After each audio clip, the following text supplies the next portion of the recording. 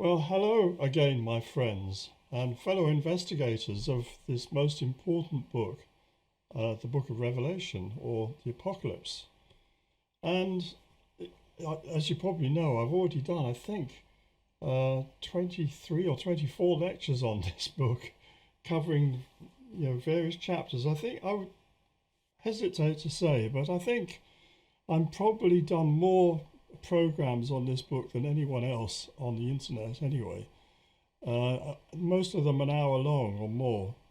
So I've taken a rest for a while. I felt that I was getting too much caught up in that particular subject, because I'm not a Bible bashing preacher. That's not my way at all. I investigate this book from the perspective of an objective observer examining a document of high interest that's written by a reputable source, and comparing it with other parts of the Bible and with what we know about ancient history and archaeology, and also with mythology and psychology. And we've been investigating this book from that point of view.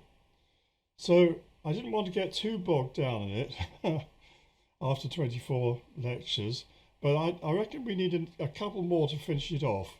I'm going to do chapter 20 today, and then we've got 21 and 22. I'll combine those, I think, in another lecture. Or maybe I'll do 20. Yeah, I'll do 21 separately, and then 22 I will tie in with an overview of the entire book. So 3 more lectures, 1 today and 2 more, and I reckon we've covered this book in great depth and detail. Now, this chapter is called Satan Bound for 1,000 Years and the World Put to Rights. So it's come after the first judgment. We've had all sorts of things that have happened. There have been judgments upon people. A beast has been thrown into the lake of fire. We've had all that going on earlier. Now we get into the final episodes of the chapter. And I want you to understand that with this book, you're not looking at prophecies that say, the Queen will die on such and such a date, or, I don't know, Donald Trump will be the next president of the United States. So that people make these kind of predictions. What we're looking at here is more like dream imagery. It's more like the sort of things you get in a dream, and you have to explore the symbolism. It's not meant to be taken all literally. In fact, a lot of the Bible that's written in this format, particularly the book of Genesis, we'll be talking a little bit about that later, is to be understood from the point of view of more like a fairy tale. But that doesn't mean it's not true. It means that what you're having to understand it, you've got to understand that it's a symbols for what went on.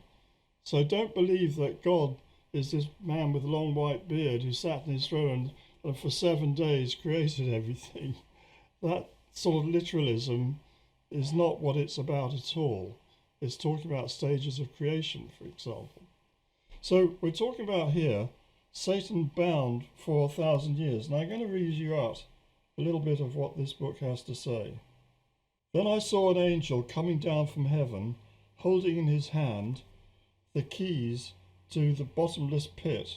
And he seized the dragon, that ancient serpent who is the devil and Satan, and bound him for 1,000 years, and threw him into the pit, and shut it, and sealed it over him, so that he might not deceive the nations any longer, until the 1,000 years were ended. After that, he must be released for a little while. So we can see in this image here, we got an image of an angel binding Satan into a pit.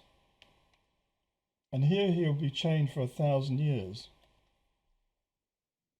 This symbolizes the imposition of heavenly rule on earth while it is set to rights. The devil and his angels are unable to tempt the human race during this time period. They are restrained, just as burglars are unable to burgle and murderers unable to murder if they're in jail. So the devil is incarcerated. So I want you to understand that. This symbolizes the cause of evil, the cause of a lot of our problem, or most of our problems, being taken away and sealed off so that he can't do his bad work anymore. And the way this will be reflected in people is that instead of being tempted all the time, you may not be aware of this, but all the time you are being tempted. You're being tempted to do this, do that, and very frequently you fall for the temptation, I know I do, to do the thing that you know in your heart of hearts you shouldn't be. It's not the right thing to do, but you do it anyway. You won't have that same pressure. In fact, you'll have the pressure not to do that. You won't be thinking awful thoughts. A lot of the thoughts that you have are not your thoughts at all. You think they're your thoughts because they're coming into your head, but they are collective thoughts swirling around, you could say, especially if you live in or are in a particularly nasty place. You can pick up on it. You think, oh, why was I thinking that? That's a horrible thought. Oh, why did I do it? It wasn't your thought. It was what was being put into you by various what we would call demons, Satan being the chief one, uttering into your ear. That again is a symbol. It's a symbol for the idea that there are these levels of vibration. You have to understand that your brain is more like a radio receiver or TV receiver than like a computer. It's like your computer plugged into the internet through the Wi-Fi, and through the Wi-Fi it depends on what you serve to, what comes to you onto your computer. It can be the most awful material, really depraved stuff out there on the internet, or it can be the most uplifting, the most wonderful teachings and wisdom and uplifting music and beautiful art. You can tune. It depends where you're tuned, and when you're pulled down and tuned into low levels, then you start picking up all this muck, and that's what happens to us in daily life. But if that's sealed off and put away, you're going to start receiving the higher vibrations, which are going to be uplifting and healing. And that's what this is talking about, with Satan removed for 1,000 years. Now then, this brings temporary relief to mankind. And let us look at the story of Adam and Eve, for this chapter is its reversal. Now, we covered Adam and Eve in other lectures, but I want us to have another look at that, because in many respects this is the reverse of what happens in the story of Adam and Eve. The story of the Garden of Eden is a metaphorical symbol. Adam and Eve are not really the first couple of humans from whom we are descended. Adam is mankind as a whole. He is the human race, or Homo sapiens. He represents the blueprint for all mankind. So I want you to understand that. We're not talking about God, this robed figure. He comes down to his garden and he digs around in the soil and he makes this clay figure and he breathes life into its nostrils, and up it stands, and there's Adam, the first man. If you think like that, that's, you're not getting the point of this story. Adam is the blueprint. The name Adam means man, and how the blueprint was put onto earth is another story entirely. It didn't spring out from the earth. It didn't evolve out of goldfish or, I don't know, monkeys. It didn't come that way. That's a lie. And it's a lie that's been perpetrated ever since Charles Darwin wrote his ridiculous book, The Origin of Species, and undermined the Christian faith. He was as bad as Karl Marx, in my opinion, a demonically possessed human being. Yeah, he might have been all sweetness and light to his contemporaries, but he did huge damage to our position as human beings, because we don't come from here, and the blueprint for our bodies does not come from here. So anyway, Adam represents man. So what does Eve represent in that case? Eating the apple is a symbol of entering the physical world of planet Earth. The tree has many fruits, but eating of them brings mankind into physicality. We are spiritual entities that, because of entering physicality, take on bodily form. And this has advantages and disadvantages. I'll come to Eve in just a minute. But who is Satan, the tempter of Adam and Eve? Yeah, the serpent in the tree who hands the apple. Who is he in reality? What's that story really all about at an esoteric level? And we're dealing with very esoteric teachings here, I have to tell you. The story of the Garden of Eden is a metaphorical symbol. Adam and Eve are not really the first couple of humans from whom we are descended. I've said all this. Eve is the mother of all things.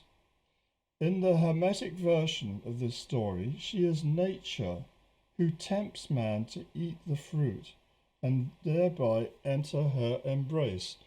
So in one of my other lectures, I read out to you the passage in the Hermetica where man, this divinely created Son of God, comes to earth and looks down at it, and from his lofty position he sees his own reflection in the waters of earth, and he falls in love with it.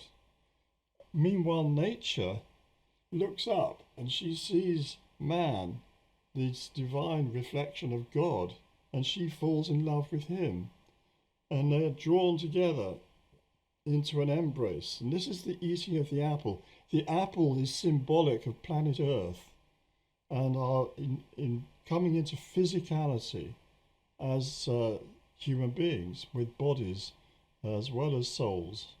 And this is what it's all about. The temptation was the serpent tempted Eve to attract man, to pull him in to physicality. That's the whole thing is about.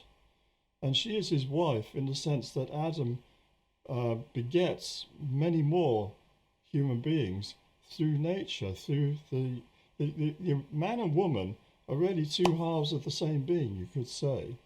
But there's kind of, this is how the Greeks saw it. They saw originally there was this complete being, both man and woman. Then it was separated into two, so that they can procreate.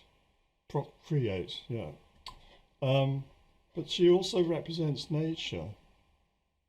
So it's out of nature that man begets more like himself of the human race.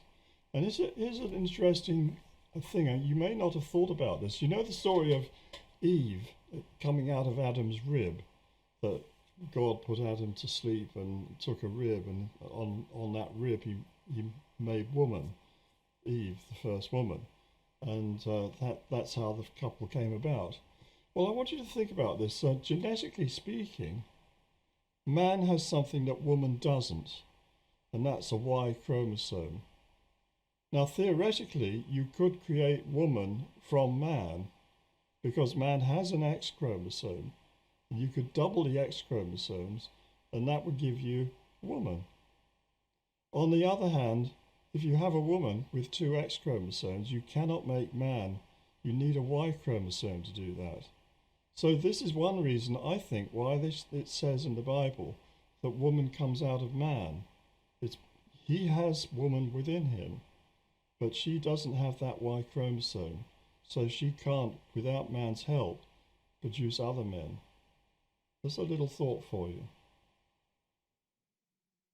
Eating the apple is symbolic of entering the physical world of planet Earth. The tree has many fruits, but eating of them brings life and death. We are spiritual entities who, because of entering physicality, take on bodily form. This has advantages and disadvantages.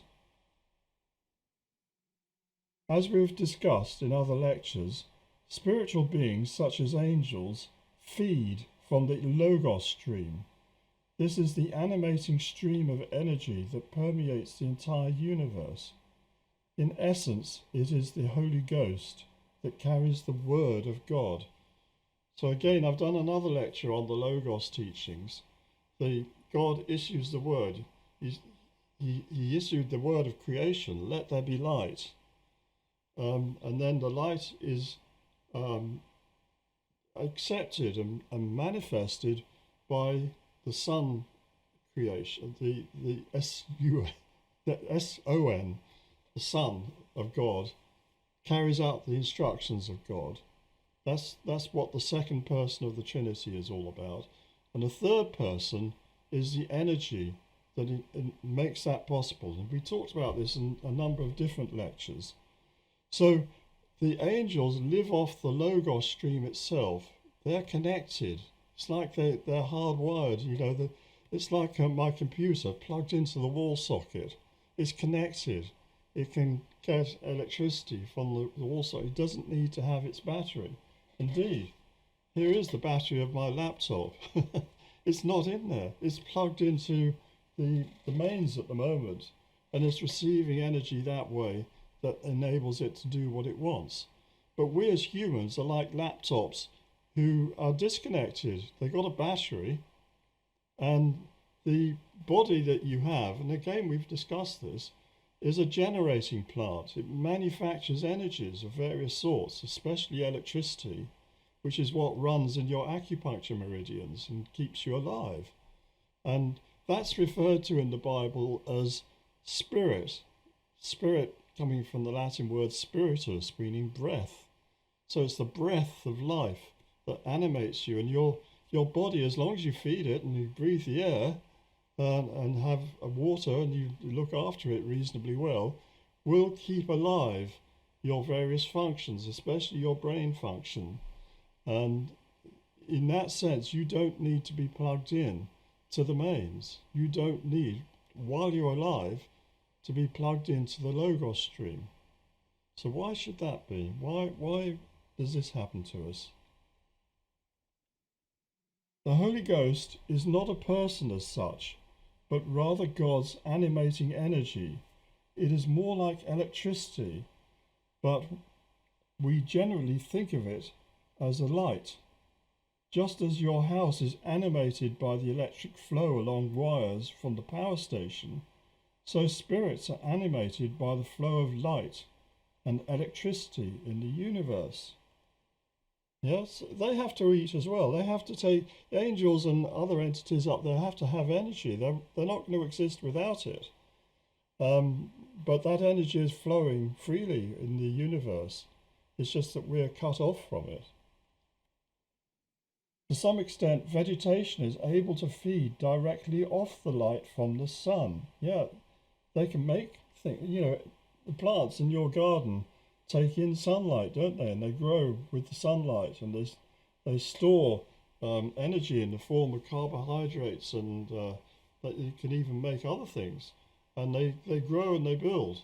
So they are able to feed off the stream of energy coming from the sun, which is part of the Logos stream. Yeah, the solar Logos, actually. That is a stream that comes to Earth in the form of light. Let there be light, and there is light. Lights in the sky, and so on. But animals can't do this. However, animals cannot do this. They must eat either plants or each other, or another animal, in order to live. Yes, you have to eat food. And fortunately, you're adapted for that. Yeah, you've got a stomach, you've got intestines, you've got a liver. You're able to breathe the air. Just the plants breathe air. They have stomata. They're able to breathe air.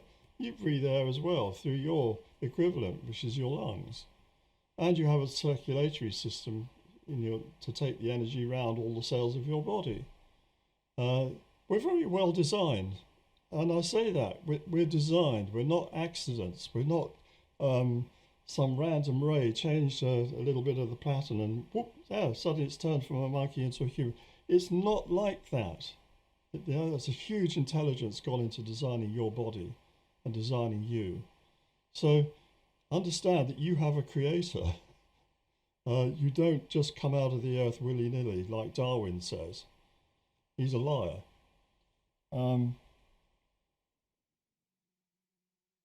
All spirits living and eating the energy of the Logos stream must be obedient to the will of God. Yeah, you've got to be connected to the will of God to receive the Logos stream. They have no free will of their own, though they can manifest that will in different ways. And in other lectures on the Gurdjieff series we talked about the number of laws at different levels of the ray of creation. And the Earth being in Gurdjieff's system under 48 laws, the Sun only at 24, but the Moon double 96 laws. Now that again is an image, it's a metaphor, but it's pretty true. And the other way to understand this is that higher up the ray of creation you go, the more intense the energy. So my laptop has to have a transformer that turns the current from the mains that comes in at 220 volts. If you're an American, you have 110 volts, but we have 220 here in England. It transforms that to 12 volts. So the laptop's running on a 12 volt potential for voltage, and it only needs a small number of milliamps to run itself. So that's enough. If I plug that directly into the mains without a transformer, it would blow it up. It would destroy it. And similarly, if you had your vacuum cleaner, that runs directly off the mains, and that takes a lot of current. That takes 30 amperes, well, maybe 10. It's a powerful instrument. It needs a lot of energy to drive it. But if you plug that into the electric pylon out in the field at thousands of volts, it would explode. So the further up the ray of creation, the higher the energy, the higher the voltage, the higher the number of amps. And that's why you have different grades of angels. Yeah, you have the low-level angels who can, we can converse with sometimes, some people can, and work quite closely with the human race. You have the archangels, a bit higher than that, and then you have all these other ones, the thrones and the seraphim and the cherubim, and right up, I think the cherubim are the ones that the throne of God. They're working on very, very intense energies, the sort of energies that drive whole galaxies or collections of galaxies, massive energies. We couldn't possibly deal with that sort of energy. So part of your business of trying to get off this earth is to get yourself into a situation where you can handle higher energy. And again, we've talked about this with the body of light. And the wedding garment that Jesus talks about. You need the wedding garment to go to the wedding. That's your body of light that can enable you. This body is no good up there. You couldn't run it on those kind of energies, just blow it apart. But if you have the body of light, yes, you can go up to another level. So this is what it's all about, and part of what creation is about, or development of creation, is entities like ourselves moving higher up the ray of creation and taking part in higher and higher energies. And as they do so, they're getting closer and closer to the source, which is God himself. So you can imagine that God is filtered down. It's a bit like, I go to my local branch of Tesco, and Tesco has its shelves full of food and the things you're going to buy. There's cashiers at the till. It's a grocery shop in Britain. But there's going to be a headquarters that runs all those different branches. If you're going to be a worker in Tesco, on the tills, say, or stacking the shelves, that's not the same level as someone's working in the head office, making decisions about what to be stocked, what is going to be sold, if a branch should be opened in another town. All of those kind of things are higher level. So that's kind of how creation works. And you start off sweeping the floor and you work your way up. You don't want to be going the other way down to the moon when you're just a lump of stone or a crater just lying there under 96 laws. That's not what you want. You want to be moving up the ray of creation, going from the planetary level perhaps to the sun level next. That's kind of how it works, esoterically speaking.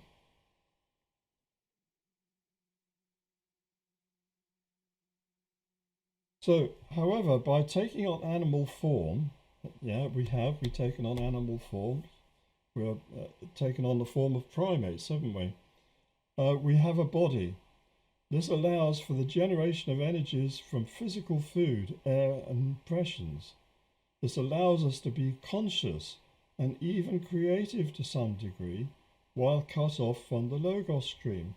So this whole business of our taking on a body, incarnating here, is to give us a degree of free will. It's a bit like, your father gives you some pocket money and says, yeah, go and spend it on what you want. Don't buy sweets with it. Buy a piece for your train set, or some Lego or something. Do something with it, and you buy some Lego, and you do something creative with your Lego. You make something, and your father says, "Oh, that was really good. I'd like to see more of that." And he gives you more to go and buy some more Lego, or maybe an Airfix kit. I don't know if you have those in America or other places, but Airfix kits, you have all these parts made of plastic, die cast, and you stick things together to make an aeroplane. It might be a Spitfire or something, and then you can paint it, and you've got your model aircraft or ship or whatever it is you're making.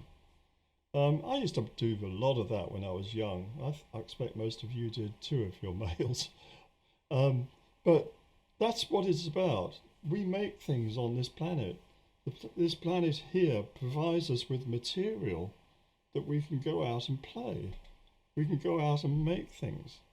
We can build cities. We can build ships. We can build computers. We can apply our minds to all sorts of things. And it's a reasonably safe environment. Yes, I know. We're worried sick about the risk of nuclear holocaust. Are the Russians going to bomb us all and then we have to bomb them back and the whole world's destroyed? I don't think that's going to happen. I don't think that will be allowed to happen, actually. But we have, contained risk. We're not going out infected the rest of the galaxy. I know Elon Musk wants to build big starships and go to Mars and onto the stars from that. That actually is what we're meant to be thinking about. But I don't think it's going to be done that way. It's not going to be like Star Trek. It's going to be spiritual that we're going to make our migrations. So anyway, so by taking on animal form, we have a body, and this allows for the generation of energies from physical food, air, and impressions. And this allows us to be conscious and even creative to some degree, while cut off from the logos stream. In this way, we are also able to do things the angels cannot. However, the cost of life is death, and we become bound to the wheel of reincarnations. So I want you to understand this. The angels don't have this same free will that we do. They might be dealing with more powerful energies, much more powerful, but they don't have the freedom to be creative in the way that we do. That's why we're made in the image of God.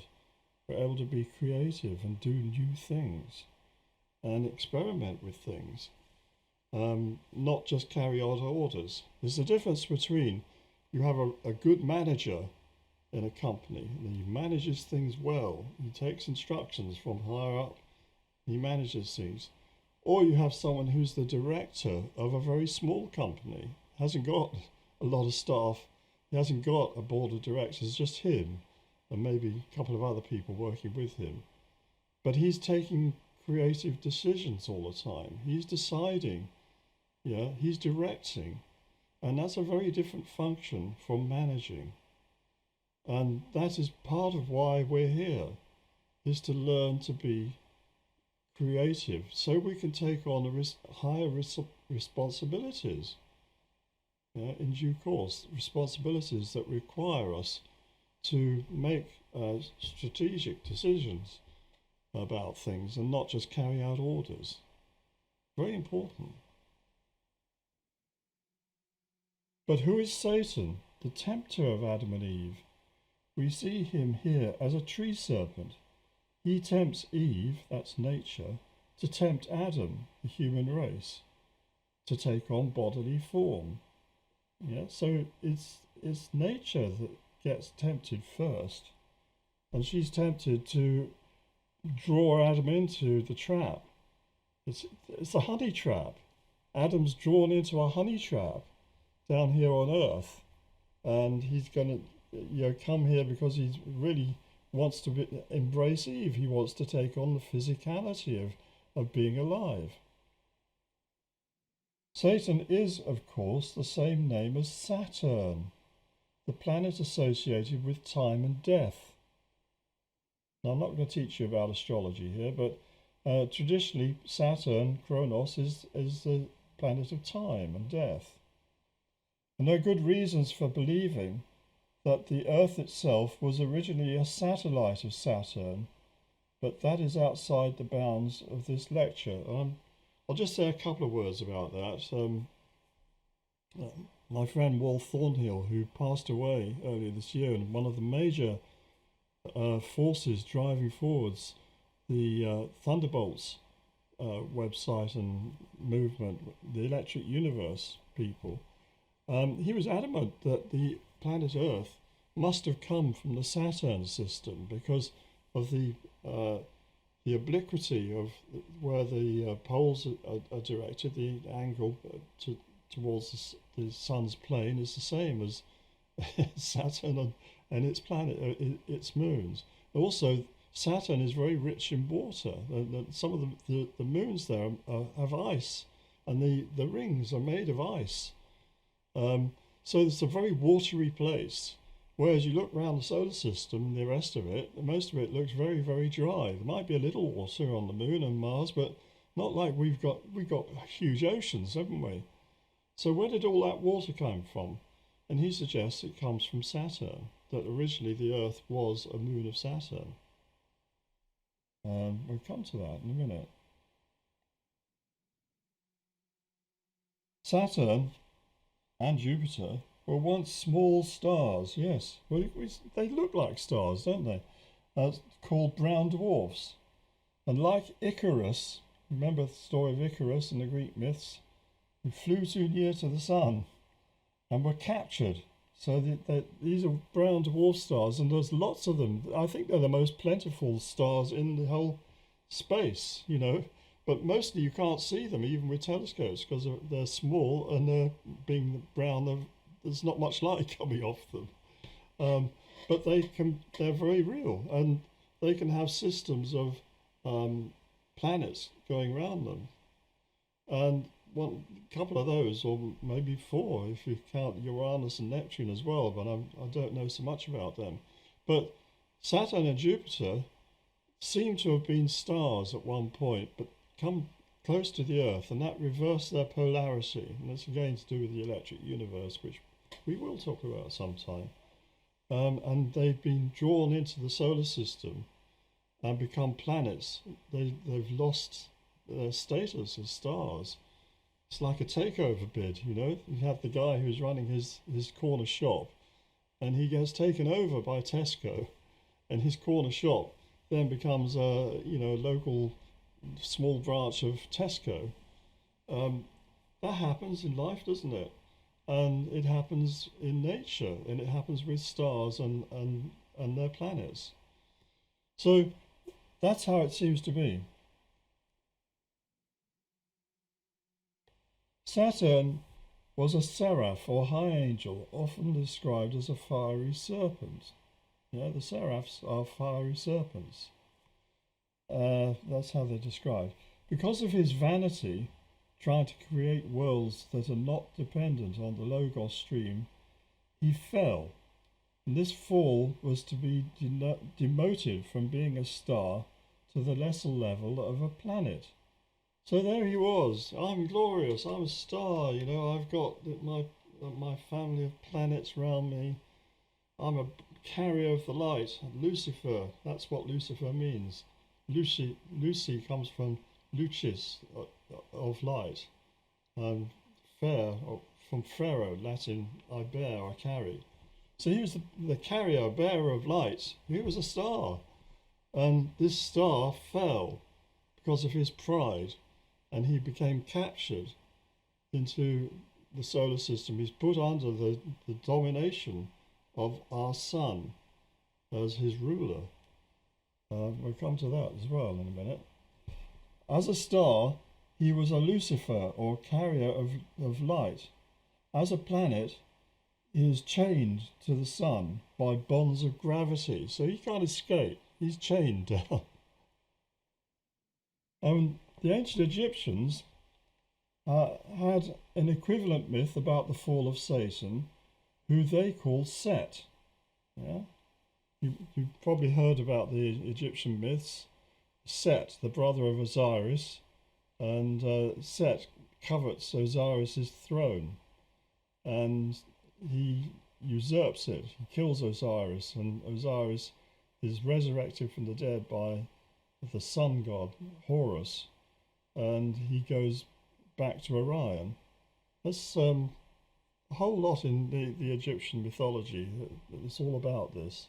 And here we see a picture of Horus driving a lance into this bull, but the bull is also tied in with the idea of the leg of the bull, which is how the Egyptians viewed what we call the Big Dipper, or the plough in England, the plough constellation, or known as the Great Bear in its enlarged form.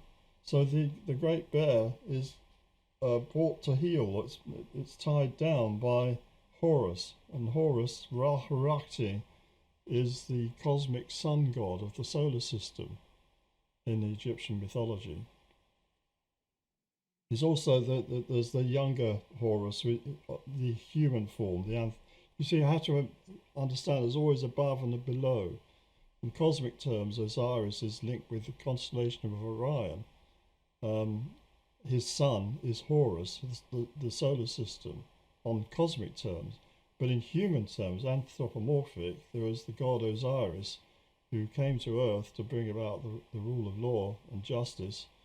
And he has a son by Isis, who's called Horus, who eventually has a fight with Set, his wicked uncle. But that's a whole other story.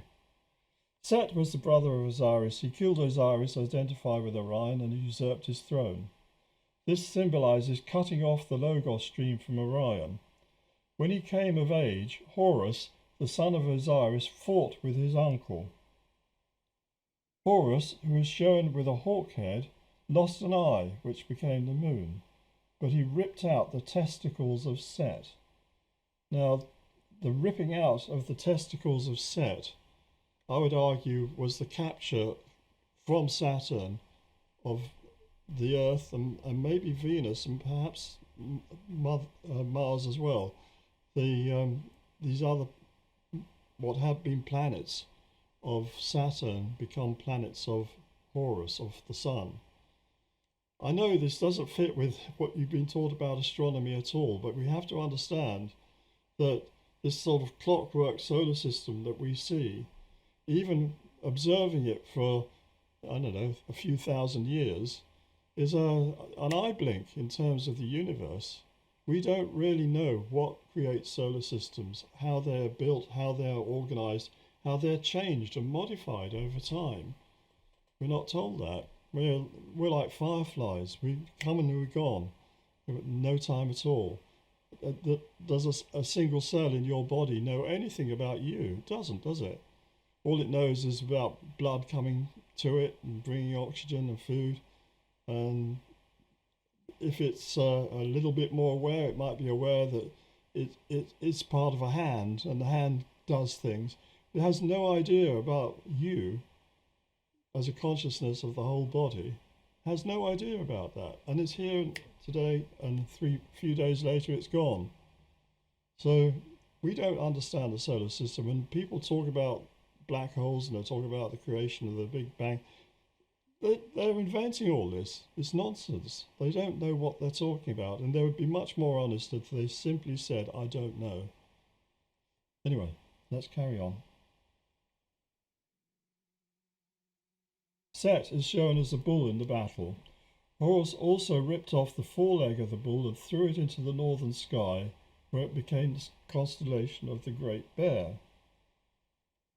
Here we see an image of Horus fighting the bull, but also its leg attached by a chain to the hippo goddess of the North Pole. I've told you before that the constellation of Draco in Egyptian terms is seen as a hippopotamus goddess. So there you see it. In ancient Persia, the slayer of the bull is an archangel called Mihir. He has to first capture the beast, then drag it back to his cave before he can kill it. In Roman times, the name Mihir was adapted to Mithra or Mithras. His cult spread all over the empire. Mihir was the archangel associated with the sun, with fire and judgment. That's in the Zoroastrian tradition. People who lied, which was a very big sin in the Zoroastrian religion, might have to face trial by fire. Yes, trial by fire was a big deal in Persia. This is the reason why Daniel's friends were put into a fiery furnace. It was not a punishment, but a test. And you can read all about that in the book of Daniel. Chapter 3, verses 8 to 23 is all about that. Mihir, or the archangel of the sun, is clearly the same entity as he with the flaming sword who stops Adam and Eve from going back into paradise. So you have the story in the Bible. After they're driven out of Eden, they're not allowed to come back. They're guarded from it by the angel with the flaming sword that turns in all directions. That's the sun. You can't go to the higher heavens without, you've got to escape from the sun first. And the sun is very, very powerful, much more powerful than the earth, and very, very hot. So you can't go near it. If we examine this name, we see that the H is hard and probably has more of the sound, that's in Bihir, more of the sound of an X called chai in Greek, as pronounced in words such as Mexico, Mexico, by Spanish and Mexicans. That's the Greek letter, what looks like an X, they call a chi, it's a sound, so Mexico. Mihir morphs into Mich, and this becomes Michal, the EL ending indicating that we are dealing here with an archangel, as in Gabriel, Raphael, Uriel, etc. There are 7 archangels. Just in Christianity and Judaism, just as there are in Zoroastrianism. They have 7 as well. The identification of Michael is recognized universally by Zoroastrians, Parsis today. I know that because I talked to them and they told me that. And I've actually got a book all about Michael that they gave me. It is clear from this that the angel who binds Satan with a heavy chain is Michael. He holds Satan as though on a lead and confined to the outer darkness. Yes, Satan's stuck out there, and he's going to make sure that the influence of Saturn is not going to stop the Earth being rescued. In order to break free, we have to pay our debts to Saturn. Yes, Saturn is also the planet associated with karma. According to the law, all debts have to be paid before souls can leave the solar system to journey back to the higher heavens. That is why in ancient Judaism there was such an emphasis on sacrifice to Shabtai, which is Saturn, whose day is the Sabbath or Saturday. And even today, the Jewish Sabbath is Saturday. It's the day of Saturn. So they're trying to pay off debts to Saturn to free themselves. That's what that's all about. But unfortunately, it's like dealing with central bankers. You never have enough money to pay the bastards off. Excuse my French there. We incurred this debt by Adam making a pact with him by eating the apple. It is like a mortgage. We can't pay back without borrowing more money from the bank. So eating that apple caused us to go into debt with Saturn, and we can't get free from that on our own. We're trapped. We go round and round in circles. The planet Saturn is also traditionally the lord of time. It is called Kronos in Greek. It was considered to be the outermost planet, and that was before the discovery of Uranus and Neptune, and the former planet, now planetesimal, Pluto. Saturn takes roughly 30 years to make a circuit of the Sun. Thus the number 30 is regarded as ill-omened, hence the significance of Judas' 30 pieces of silver. Yeah, he's paid 30 pieces of silver to betray Jesus, isn't he? And then he can't live with himself for what he's done, and he kills himself. Secondly, Saturn is the planet associated with karma and debts. Trapped in a web of time, we cannot escape the physical world of bodies. It is like Groundhog Day, with endless births and deaths. Saturn also prevents us from leaving the solar system, not till all debts are paid. Alone we could not do this. Yeah, this is the whole nub of it. You can sacrifice as many bulls and goats and sheep as you want, but that doesn't pay off your debts, unfortunately. The New Testament is all about the debts of the human race being paid off by the single sacrifice of Jesus Christ on the cross. That's why this symbol is so important, the lamb and flag. It symbolizes the resurrection and the sacrifice of the lamb at the Passover and his resurrection and his conquering death. Jesus is symbolized as the supreme sacrificial lamb, the Agnus Dei. His voluntary death on the cross, in obedience to the will of the Father, the Logos, pays off the debts of the human race. By his blood we are washed clean. We are saved from both the dominion of Saturn, so that the way can be opened for a return to the higher heavens. Then I saw thrones and seated. This is now how it continues here in the Bible, in the book of Revelation. Then I saw thrones, and seated on them were those to whom the authority to judge was committed. Also I saw the souls of those who had been beheaded for the testimony of Jesus and for the word of God, and those who had not worshipped the beast or its image, and had not received its mark on their foreheads or their hands. They came to life and reigned with Christ for 1,000 years. So these ones with the eyes, who have the authority to judge, you're going to meet. They're the watchers. These are a caste of watchers, high angels who guard the way to the throne of God. They have eyes that scrutinize everything about a person, past and present. Nothing can be hidden from them. Everything we have done, seen is judged. Only those who have passed this test can proceed further.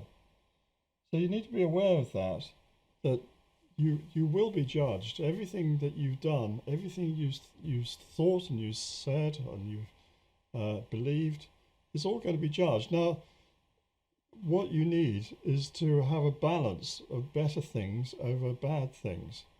Nobody expects you to be perfect. We all make mistakes down here. But those mistakes can be washed away and corrected. But you need to be on the right track, headed in the right direction to get through this test. The first resurrection of the dead is restricted to only the martyrs and those who have the mark of Jesus Christ on their foreheads. Yeah, so that's the first bunch to be resurrected. Now that means that they've come out of their bodies. It doesn't mean, I think, that the bodies are going to climb out of the earth like you see in so many weird movies. It's the resurrection of the souls, aware of themselves as souls. And they have the mark of Jesus. They're linked through him to the Logos stream. That's what it's all about. You've now got a source of energy other than food, other than having to eat pork chops. You've got something else to eat. Yeah, you're able to drink from the Holy Grail. And drinking from the Holy Grail nourishes you. It nourishes the parts that other things don't reach. And you can live eternally. They come back to life in order to help in the process of putting the world to rights. So they haven't come back just for their own enjoyment. They've come back to help. These are the ones that you can trust. And isn't it nice when you've got people you can trust? This period is called the millennium. And during this time, Jesus Christ will rule on earth. That's what we're told. And the devil and his fallen angels are being kept in chains so that they cannot interfere. So the planet Saturn and other influences on Earth are not able to disrupt what's being done. It's like you've had the bandits running the show and suddenly the king turns up with his army and the pistols and the knuckle dusters of the bad guys are nothing compared with what the king's got. And they're all tied up and put in chains and held in prison while the place is being sorted out. And all the bad things that they've done are being reversed. So that's kind of what this millennium is going to be all about. And you can read all about it. I'm not going to read the whole chapter. You should have a Bible of your own. And this is chapter 20 of the Revelation.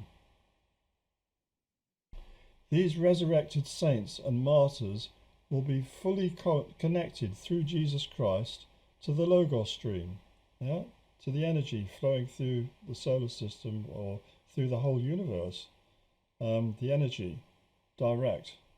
This will give them superhuman powers of the Holy Ghost, so that they assist in the renewing of the earth. Satan and his minions will have no power over them. Accordingly, during the millennium, they will help in the process of cleansing the earth and putting it back to rights.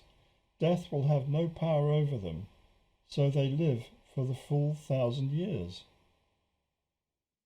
At the end of the 1,000-year period, Satan is released again, but only for a short time.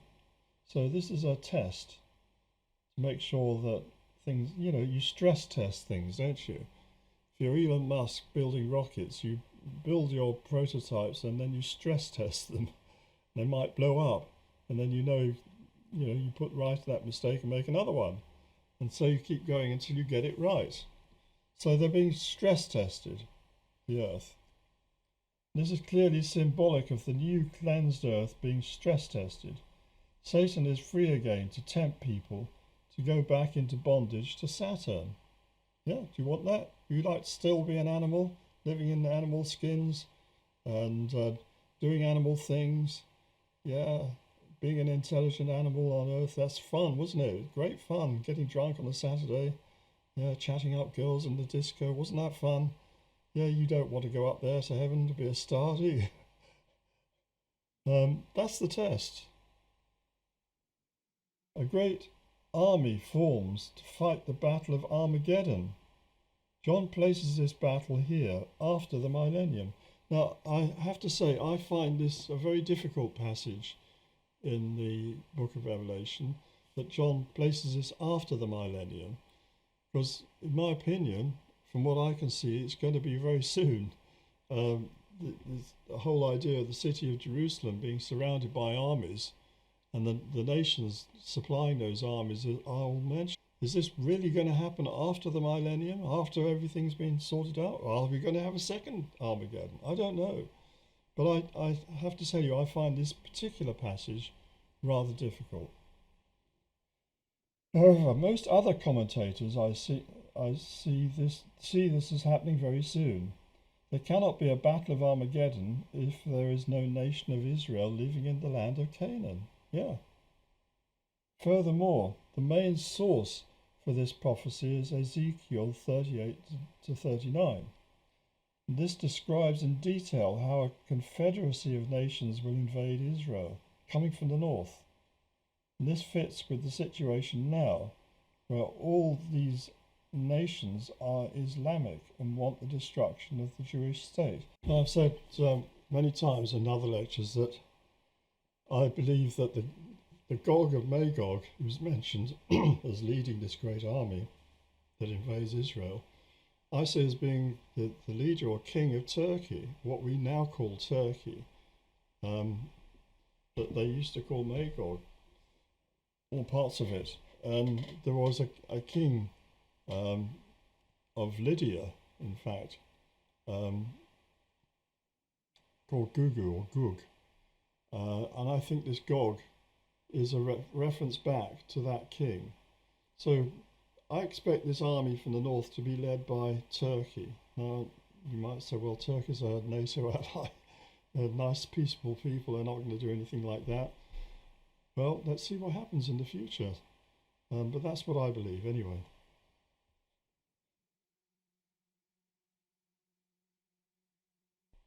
Perhaps we should see this as a second Battle of Armageddon. I don't know, as I said. I think the Battle of Armageddon is going to be quite soon, but then we're supposed to have 1,000 years of the reign of Jesus Christ as King of the whole earth, Kingdom of heaven on earth, ruling from Jerusalem. So perhaps there's going to be a second Armageddon. I don't know. Maybe that's what it's saying. This could be like it was with Elijah. Now, the fire from heaven, yes, Elijah, it's shown in this illustration, he was up against the priesthood of Baal, and they had a test who could bring fire down from heaven to consume their sacrifice. And they tried, the priests of Baal, that they tried and no fire came down from heaven. Elijah puts a load of bulls on a pyre and he pours water all over them to make it harder. And then he calls for God, and fire comes down from heaven to consume them all. And accordingly, the false priests are all put to death. So this is the final judgment on Satan and all those who follow him. They are thrown into the lake of fire. So Satan's going to be abolished. He's going to be thrown into the lake of fire. What does that mean? Well, I think it means the planet Saturn is going to be destroyed. Lake of fire, is that the sun? Is that a reference to the sun? Is there going to be a huge fireball that's going to consume it? I don't know, but this seems to be kind of what it's talking about. Where is that? It sounds like a reference to an active volcano, the lake of fire. The meaning is clear. Such an intense heat melts even rocks. Will we see the planet Saturn itself destroyed? I don't know, but it is a possibility. It seems to have happened before to a planet that was once between Mars and Jupiter. Ah, yes, we've talked about this, that there's this rule of planetary spacing known as Bode's law, that the planets all fit that law, the distance. It seems to be a sort of quantized positioning, almost like the turns of a snail shell or something that has a rule to it. Planets have to be in certain positions, certain slots. And there's a slot vacant between Mars and Jupiter. And all we see there are the asteroids, the asteroid belt. I think there was, well, I don't just think, it's pretty obvious there was a planet there at one time. How do I know that? Well, a lot of those asteroids are rocky bodies, but there are also metallic ones, iron ones. And we get meteorites coming. I've got an iron meteorite. It was given to me by someone very kindly. And that must have come from there. And you get iron in the core of a planet. You don't get it on the surface. Not as iron as such. Yes, you get it as rust or in mineral forms. But you don't get solid iron. That comes from the center of a planet. We have got an iron core in our planet. So it makes sense that there was a planet there that blew up for whatever reason. And I think the same is going to happen to Saturn. That will be its punishment. Now, the judgment scene in Revelation 20 is equivalent to the weighing of the heart. In ancient Egypt, the soul is judged and is either consumed by a beast or goes on to heaven. And you can see it all here. The watchers are the equivalent of these guys up the top, the Neteru. And you've got the soul coming in on the left-hand part of this picture, being led by Horus. Anubis here. There's the soul. And then Anubis is, in this representation, he's actually working the balance. And you've got this beast, like a fierce and crocodile-headed lion, doggy horror. He's waiting and he's hoping that you're going to fail the test. The little jar in the over here represents your heart, and you're weighed against the feather of truth in the other balance. And Tot, Hermes, is writing it all in the book of life.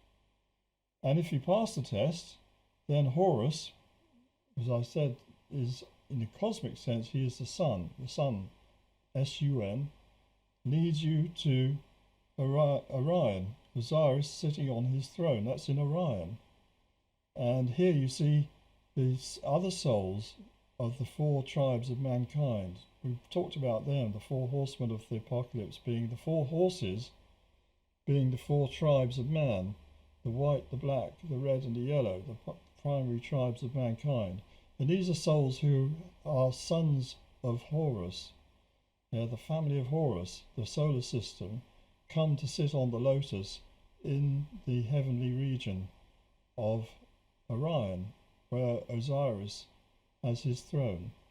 And you see behind here Nephthys and Isis. They're the 2 stars immediately behind Osiris. Isis is Sirius and Nephthys is Procyon. And the Sirius is in the great dog and Procyon is in the little dog. So they're immediately behind Orion in the sky. So this is a cosmic image of going to the Egyptian heaven, which they believe was in Orion. So you get weighed in heart, you're going to be tested. So you better make sure you pass that test, and then you can go on to better things. So my friends, read that chapter for yourself. I haven't read right through it, but I wanted to give you those teachings, the very esoteric teachings I've shared with you here. If you take this to a priest, they probably sort of look to heaven, you know, but it makes sense, doesn't it? We have to see this book as being symbolic. It's not great dragons roaming the earth like dinosaurs ready to go. It's not like that. Those are images. We have to understand that what's really happening is to do with intention, free will, how we made use of that will, how we couldn't get out of this trap. We're in a honey trap. We've been pulled in here. You've gone down the pitcher plant if you're a fly and you can't get out, because all the bristles are pointing the wrong way, or the Venus flytrap. You need someone else to prise it open, let you get out. And that someone else is Jesus Christ, who's come from a much higher level down here, a level that leaves Satan quaking in his boots, and come down here. And as long as you're in his team, in his club, in his set, unfortunate use of the word set there, but in his group, his church, his circle, you're going to be all right. But you have got to, be with him and show yourself to be truthful and honest and trying to do the best you can, fighting back against Satan, not giving in. I think most of us won't be asked to go the ultimate way and have our heads chopped off as martyrs, but we can still, turn our backs on evil and not want to do bad things, and we can find our place and escape this situation of having to be animals all the time. We don't want to be animals, we want to be spirits. That's what we really are, with much higher potential than we can realize on this planet, working at 12 volts instead of 2000 volts. So I'll leave it with you, and thank you very much for listening. I'll do the next chapter 21, which is all about the New Jerusalem, in the next lecture, and then I'll do the last chapter and we'll do the wrap up. So thank you very much, and I'll speak to you again. Oh, by the way, if you're not already a member of the college, I do have the college, the Invisible College. You'll find the details underneath here, but you can go to invisiblecollege.uk and you'll find a list of many programs and also connections. You want to go to patreon.com/Adrian G. Gilbert to find out how to join the college. So thank you very much, and I'll speak again.